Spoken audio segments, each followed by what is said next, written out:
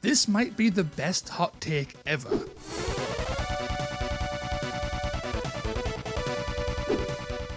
Welcome to War Games on Toast, all of you lovely people. It's me, it's Toast. How are you all doing today? Something like a month and a half ago, I put out my tendrils to Patreon, Reddit, and YouTube, and asked you all for your best, your hottest, your spiciest takes. And I got way too many. So this is like my fourth hot take video, going through those same hot takes and just seeing what you guys think of the game, and then responding with my own ideas. It's all a little bit of fun, but there's some really interesting takes, and I think as taken as a whole, these takes really help give me, and I think everybody, a bit of a window into how the greater community feels about certain things in the game, and I find that pretty darn interesting. But before we get into all of those hot takes, it's time for a little bit of shilling. I am shocked. Shocked. Well, not that shocked. Please consider leaving a like, a comment, and subscribing, as that helps me fight against that dastardly YouTube algorithmic demon. And if you want to help in a more tangible way, then please consider signing up to my Patreon or my YouTube members, or using my Element Games affiliate link down below when buying some new Warcry gubbins. A huge shout out to my patrons and members who you can find on screen now. Badoosh. But with all of that out of the way, it's time to get on with the show. And now for something completely different. And we are back, and our first hot take comes from Zingbo. I am not a fan of Divine Blessings. They seem to have become a way to make Death Star fighters even more powerful and important in the game, reducing the utility of more basic fighters. So we'll stop there, and yes, this is a problem, but a thing that I often find is that people put way too much stock in Death Star fighters, and what tends to happen is that they go, right, there's a Death Star fighter, I need to kill it, when in reality, you could, of course, do that with your own Titan or whatever. You could do other things like ignore it, or distract it, or use nets to stop it from moving, or do pulls to pull it away from combat. There's all kinds of ways within the Warcry framework that you can deal with a Death Star fighter. If they're spending 300 plus points, 350-ish points on a single fighter, right? Monsters even, if they're spending 500 points on a monster, how do you counter that? You net it. You throw a net at that thing. Nets cost anywhere from like 65 points for like your most basic net, and they go to like, 170 for the best net in the game. And then you get more combat-focused netters like the Marshal and the Sphere ranks, who are closer to that 300 point mark themselves. But let's just say you're going into Chaos, which is one of the more popular Grand Alliances. True Bloods counter everything. True Bloods are the biggest counter to big things ever. You spend 170 points, you get a perfect net, and then you can potentially net them the whole game forever, and then they can't do anything ever. And that's what you can do, and that counters Death Star. You could just throw chaff into them. If they're killing a 50-point spider with their 300-point model per turn for, 3 turns? What are they really achieving? Nothing. They're killing like 150 points with the spiders that you don't care about. There's 12 more in your list. It's fine, right? There's all kinds of ways to deal with these Death Stars, and they are powerful. But a lot of lists are built with the idea that I also need to bring a Titan to fight their Titans, when you can just play a control game. There's plenty of control game and control play within Warcry that does not require Death Stars, and you see this competitively fairly frequently with things like RBF topping tournaments more frequently now, and they have no Death Stars. They are just a bunch of ghouls, right, and movement tricks, and they win games all of the time, and they go against Death Stars all of the time.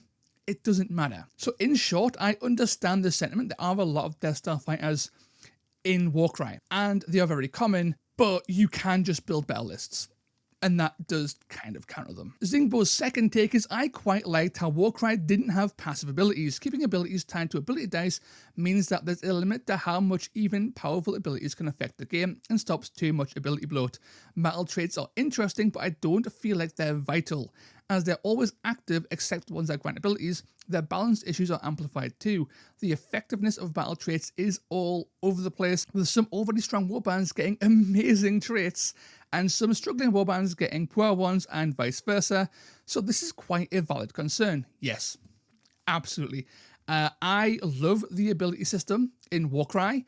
I also really like the idea of passives. I don't like how they've been implemented. I think there's a lot of things they could have done to tweak battle traits to make them more interesting.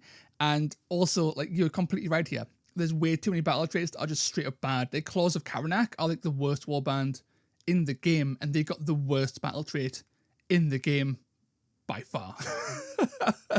Right? Iron Jaws are one of the best warbands in the game, and they got arguably the best battle trait by quite a large margin, right? There's so many powerful battle traits linked to already powerful warbands, and so many terrible or just middling battle traits that do nothing for low tier warbands. Like, there's some battle traits that are just straight downgrades of other battle traits in other warbands for no reason. It's insane. It really screams to me that battle traits were written a long time ago and then forgotten about. And you see this with missing battle traits on some of the weird compendium stuff.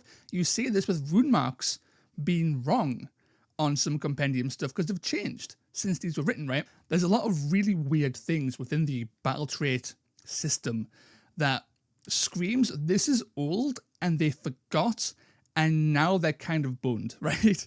And I do hope they go back and kind of fix it. I don't think they will. But some of these battle traits are way overtuned and some are completely worthless, and I totally agree with the battle trait section of that, for sure. Moving on to Little Mute, we need markers in the big boxes for shield, dagger, hammer to mark the groups. Yes. Oh my god, yes. The fact that you don't get these in all the big boxes, I'm not even sure you got them in Heart of Ghur, frankly. Maybe you did. I don't know. I think the only set you get them in now is the starter set, maybe, right? The Crimson Court stuff with whoever comes from that, Calthea, maybe.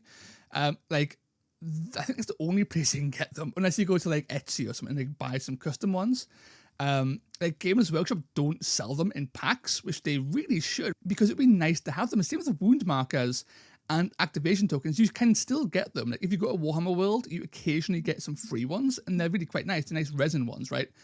But like, if the only place you can get them is occasionally at Warhammer World during an event as like a prize reward for being there, why? Just release a big set where you get like a bunch of wound tokens, activation tokens, whatever, and let people have a good time. Secondly, campaign sets should have campaign-specific twists, victory cards, and magic items. I don't play campaign, sadly. But I assume this is correct, and these seem like a thing I would absolutely want if I was a campaign player. And then finally, the first sets of warbands were too safe and samey. Make them more crazy, especially for campaign play.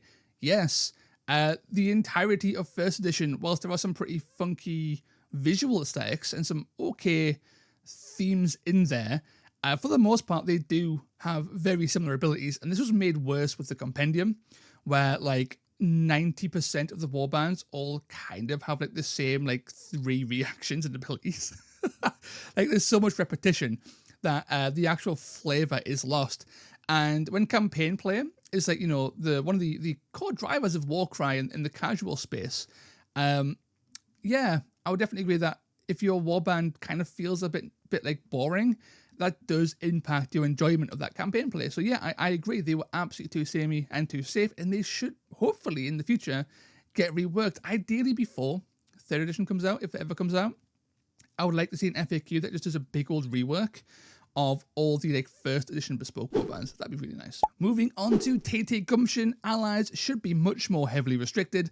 Not every group of Chaos Weirdos should be running around with the same Slaneshi demon. Why is a clawback following these random orcs or goblins around? Make them a thematic list building choice for fluffy narrative warbands, not always the default best option.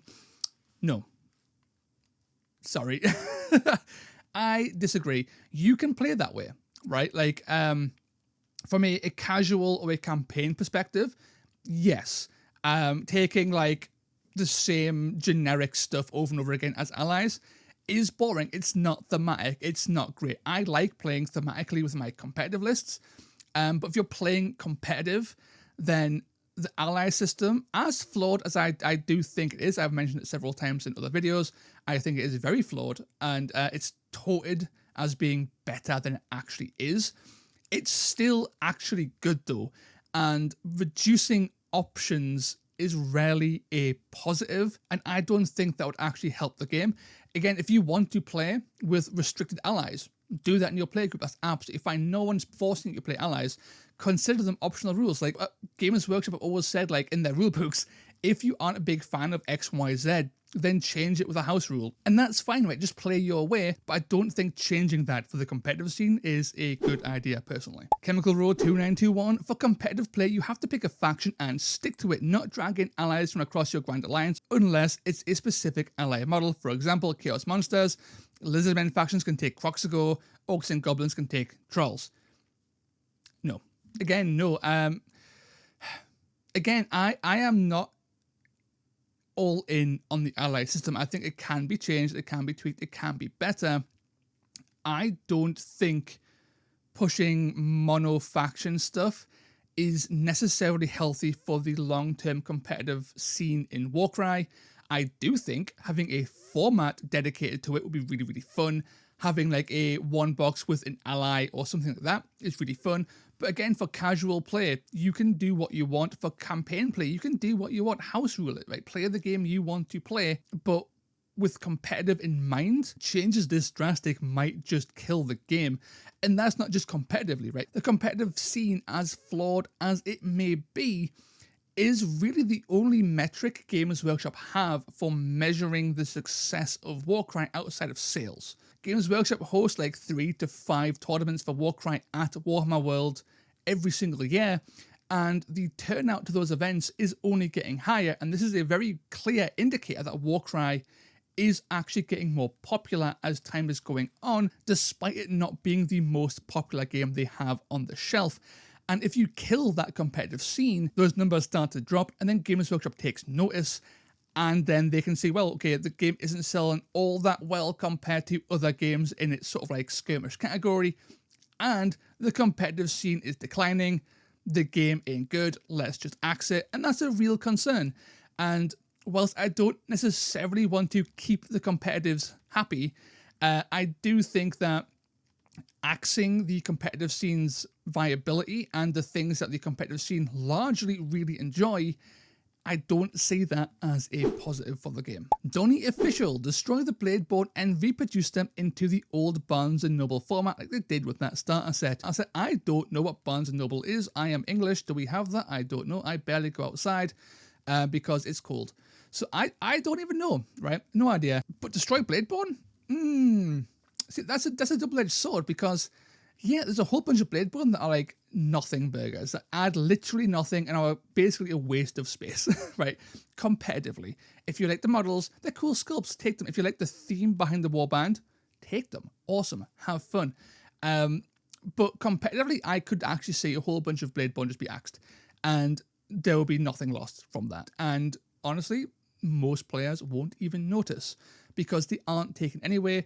They are bland. They add nothing of value to the game beyond a little bit of bloat, and that's not really a great thing to have.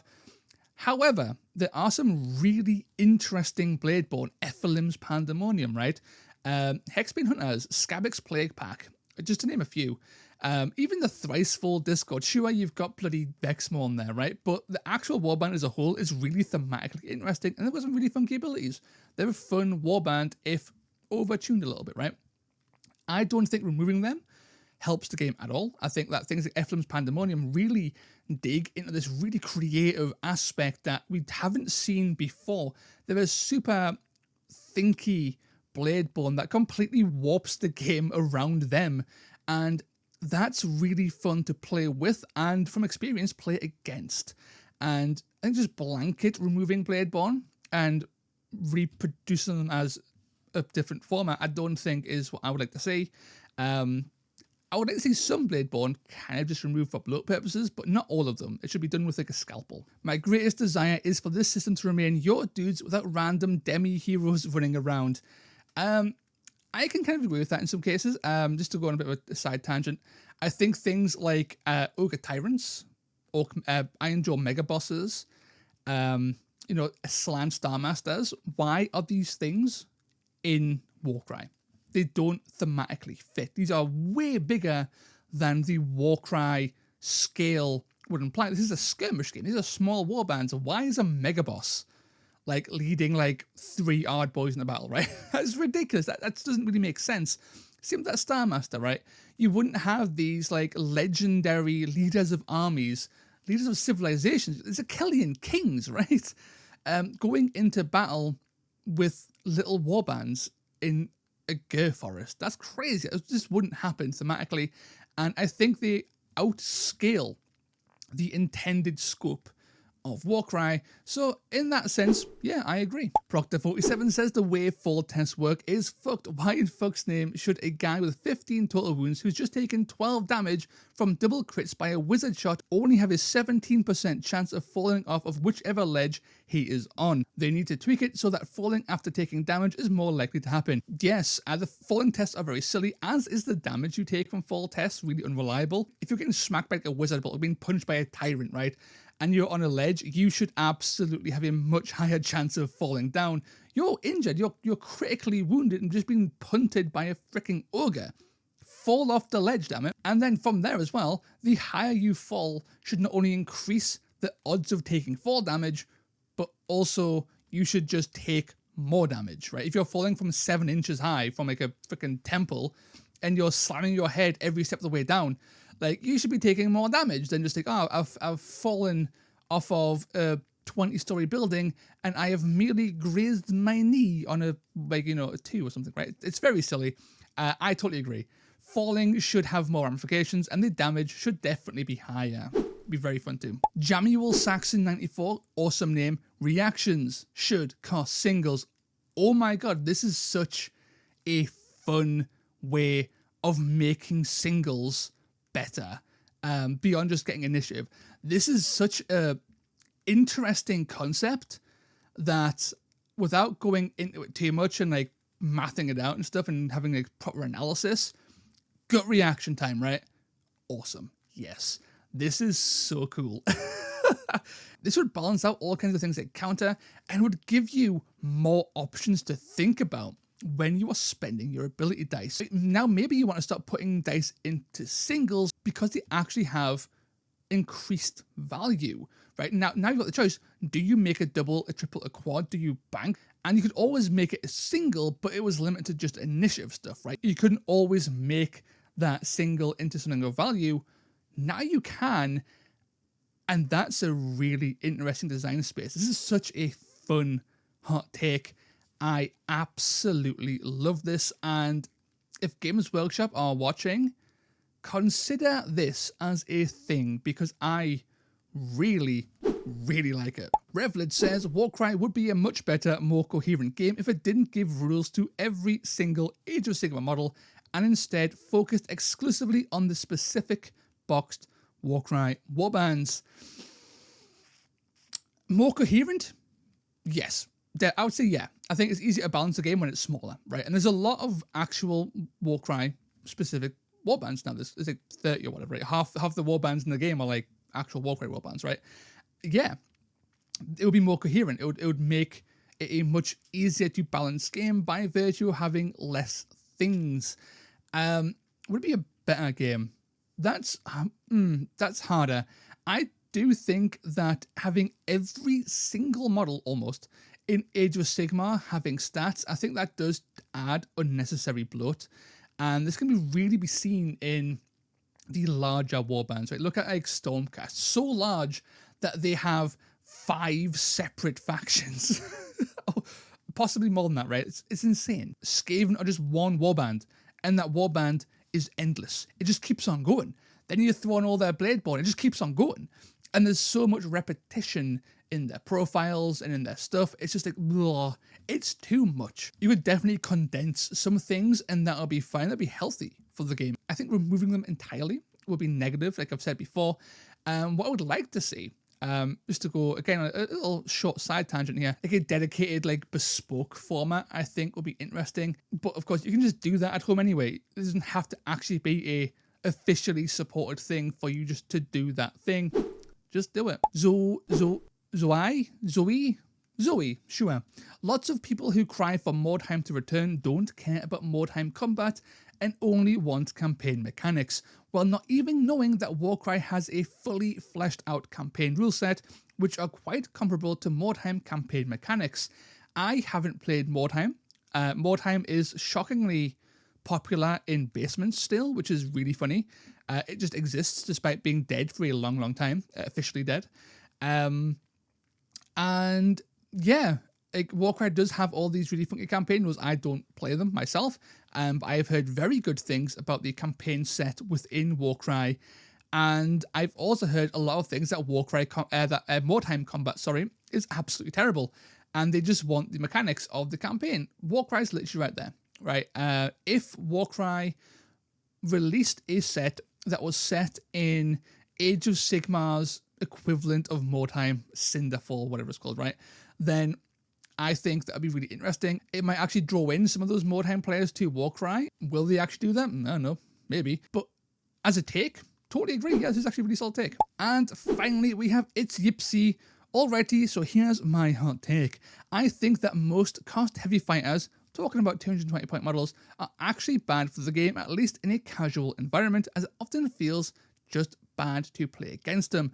Fighting some 35 wound toughness 5 fighter that mows through your average bespoke mid-range fighters like it's nothing usually makes for a less interactive and less fun game. My friends and I tend to have the most fun and close matches when bashing our heads in without these super elite fighters. Casually, I can see that. Thematically, I also agree, like I said before, like mega bosses, tyrants are they're too beyond the narrative scale of Warcry for me. I kind of agree there. And I'll even include competitive in this, right? Yeah, I can see why it's frustrating, but like I said before, it really is a case of you don't actually have to fight them, right? They are intentionally hard to kill. These are massive Titan-like fighters. Like this 35 wound toughness 6, I can only assume is the Formeroid Crusher. Dude's insane. He will kill 90% of the game effortlessly. He's absolutely bonkers. Like, he kind of only loses to a Gutlord and monsters. And even then, if he swings first, he might just kill the Gutlord, right? Like, the Formeroid Crusher is kind of bonkers. And yeah, I can see why, if you're a casual player or a newer player potentially, that these overwhelming profiles might kind of spook you, and you can play around them. Like, you don't have to throw your mid-range in. You can throw your chaff in, and he's still forced to kill that thing or take his time moving around, disengaging and wasting time. Like, chaff them, net them, pull them, ignore them, move away from them, right? Bait them to go one way, then skedaddle the other way. There's all kinds of little ways to work around it. It requires more thinking than just, going in and just smashing heads, which, by the way, big fan of the younger. But sometimes you just have to not do that. You have to play a different kind of game, and that is satisfying in and of itself. Me, at the minute, I am currently running Ephelin with Untamed Beasts. After running a bunch of Vexmore Formeroid stuff in my Road to Gold series, I'm now running something more control-oriented with pulls and nets and teleports. And my god, is it fun. It requires way more thought. It's not Unga Bunga in the slightest. It's got no titans. It can barely kill. But the control aspect is really, really fun. And it works, and you can play that way. Just take a single net, and that one titan is probably gone. If you take a True Blood, that titan is basically guaranteed to be netted because it's a perfect net. Not all nets are perfect. There's a chance it might fail, but you deal with that with like redundancy management, right? So, yeah, I don't think they're bad for the game. I think that people need to basically build better lists, and that might be a bit of a negative take to say when talking about casual, but I think in competitive, fuck competitive. I'm competitive, I can do what I want. Competitive players, build better lists. If you're a competitive player and you think that these big titans are bad for the game, suck it up. Build a better list. Be a better player, bro. But casually, that's different, right? If you find that these things are beyond the scope of your intended casual play, then don't play them, right? Again, you can play your own game, you can do your own thing. If your friends really enjoy a more Unga-based mid-ranged thing in Warcry, I love mid-range, it's one of my favorite ways to play, then dude, do that. play that. Don't take Elite Fighters and absolutely love the game, right? Warcry is your game to play. Fuck Games Workshop. Fuck the competitive scene, right? As a competitive player, you know, we're a fun bunch, but we also have the tendency to optimize the fun out of everything we touch. If you're a casual player, ignore the competitive scene. You play your own game. You'll have a great time. But that's it. I think that was 10 hot takes, or at least 10 comments with multiple hot takes in some of those. And there was some really fun ones in there. A bit of repetition, I think. You know, I think the idea of just building a better list came up twice. And Bladeborn, as always, Bladeborn comes up all the time. But I think my favourite comment by far was from Jamuel Saxon. Reactions should cost singles. Beautiful. Such a good hot take. Couldn't agree more. That is so cool. I never even thought about it until just then. And damn, I am all in on that for sure. But that was awesome. If you have any hot takes you want to add into this list, throw them in the comments. If you agree with my hot takes, let me know. If you disagree with my hot takes, let me know. Have a go all natter in the comments. I try to reply to everyone's comments who comments. If it pops up in my feed, I will absolutely comment to it. If I miss you, I apologize. Comment again and call me out, and I'll try and reply to that comment as well. But until next time, lads, ladies, and everybody in between and beyond, ta-ra. Groovy.